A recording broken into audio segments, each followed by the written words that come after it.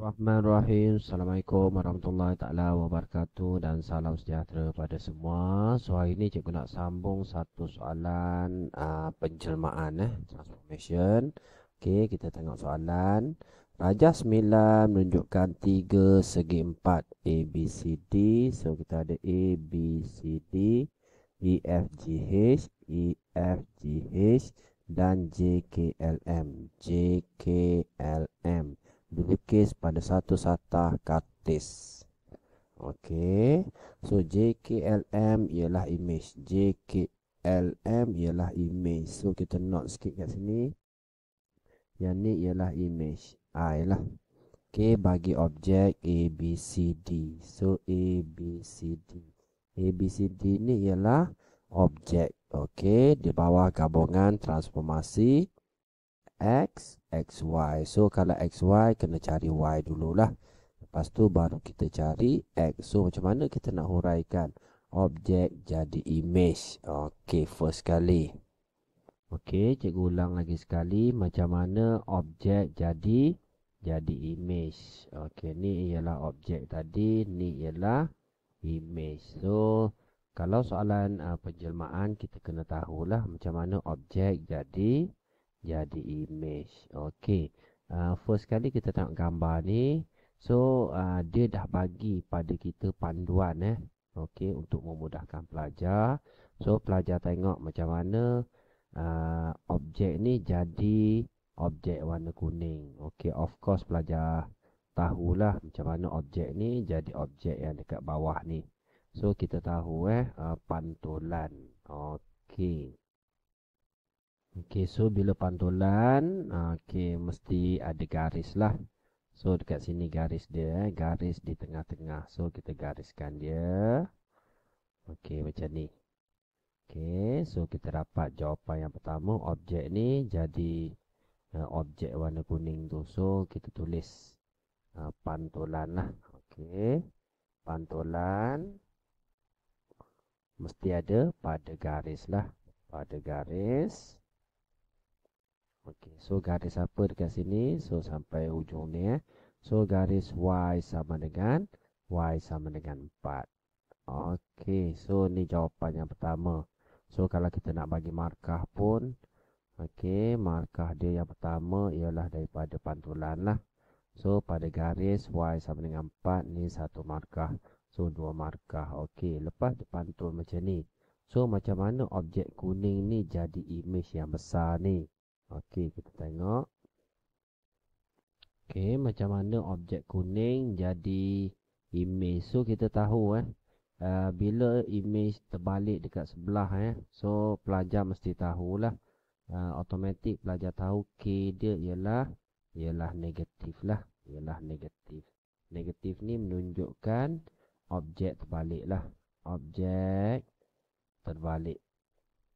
Okey, so K kita tahu K sama dengan image bahagi dengan objek. So dekat sini kita boleh cari K dia dululah. So K dia, image dia kat sini, image dia dah ada 2. So objek dia ialah 1. So 2/1 ataupun K sama dengan 2. So pelajar dah tahu dia punya faktor skala dia. Okey. So macam mana objek kuning jadi image? Mestilah pembesaran Okey. So cikgu tulis pembesaran. Okey, bila pembesaran mesti ada faktor skala lah. Faktor skala. So faktor skala kita dah dapat tadi 2 kan. Okey, tapi negatif ni menunjukkan objek atau image di sebelah So negatif 2 lah. So faktor skala negatif 2 mesti ada pada titik. So pada titik macam mana kita nak cari titik dia? Kita kena cantum bucu dia lah. Okey, so cikgu cantum bucu dia. Kita ambil bucu yang pertama dekat sini dulu, hujung ni. Bucu dekat sini dengan bucu dekat sini. So kita cantumkan dia. Okey, so cikgu cantumkan dia. Okey, kita guna warna kuning lah biar clear sikit. Okey, so cikgu cantumkan dia. Okey, so kita dapat satu bucu dekat sini. So kita cantum bucu yang kedua. So bucu H ni dengan bucu K. So kita cantumkan dia H dan K. So cikgu macam ni lah. Okey. Biar clear sikit. So bila H dengan K, so kita cantumkan dia. Okey, bila kita cantumkan dia, automatik kita dapat pusat pembesaran dia. So pusat pembesaran dia dekat sinilah. Okey, so kita tukar balik warna So pusat pembesaran dia dekat sini pada titik 3, 3. So pada titik 3, 3 lah. Okey, so settle untuk soalan ni. Okey, so kita tengok markah dia. So markah yang pertama mesti pada pembesaran lah. So markah yang kedua pada faktor skala dan markah yang ketiga pada titik. So 5 markah untuk soalan ni. Okey, so ni satu kaedah lah. Apabila dia bagi satu objek sebagai panduan, yang kuning ni sebagai panduan. Okey. Soalan ni terbuka kalau pelajar tak nak objek ni, jadi objek warna kuning ni sebelum pantul pun boleh. Dia ada lagi satu kaedah. Okey, so kita tengok. Okey, ni untuk kaedah yang kedua. So macam mana objek ni jadi image dekat sebelah. So pelajar abaikan dekat sini. So pelajar boleh buat pantulan lah. So pantulan mana-mana titik saja So cikgu buat dekat sini. Cikgu buat pantulan dekat sini. So kita dapat objek dekat sebelah dia. So bila cikgu ringkaskan, dia jadi macam ni lah. Maksudnya objek hijau jadi warna merah. So dekat sini jawapan dia pantulan. Okey, pada garis.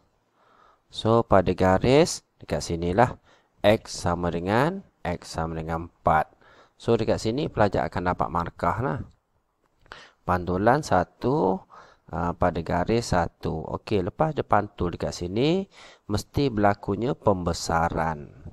So macam mana yang merah ni jadi image yang besar. So automatik pelajar tahu pembesaran. So bila sebut saja pembesaran, mesti ada faktor skala lah. So cikgu tulis kat bawah faktor skala. So faktor skala dia okey, mesti K sama dengan image bahagi dengan objek. So image kita ambil paling mudah straight kat sini lah. So image dia 2, objek dia 1 lah kat sini. So 2 per 1 ialah 2. Okey, faktor skala 2. Okey, so yang ni bukan negatif lah. Negatif tadi bila image dia terbalik. So bila dah siap faktor skala 2, kita kena cari pada pusat. So pada pusat, pelajar just cantum semua bucu yang ada. So bucu kat sini, kita cantum dengan bucu kat sini. Bucu hujung ni kita cantum dengan bucu kat sini. So pelajar cantum. Okey, bila pelajar cantum, dia akan dapat gambar dia cantum macam ni lah. So automatik kita dapat pusat pembesaran dia dekat sini. Dekat titik yang cikgu buat.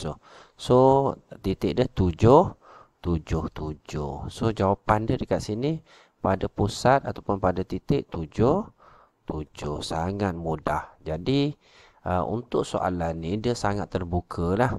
Sama ada objek ni pantul dekat sebelah sini ataupun objek ni jadi objek dekat sebelah. Sebab dia dah bagi satu gambar pada kita.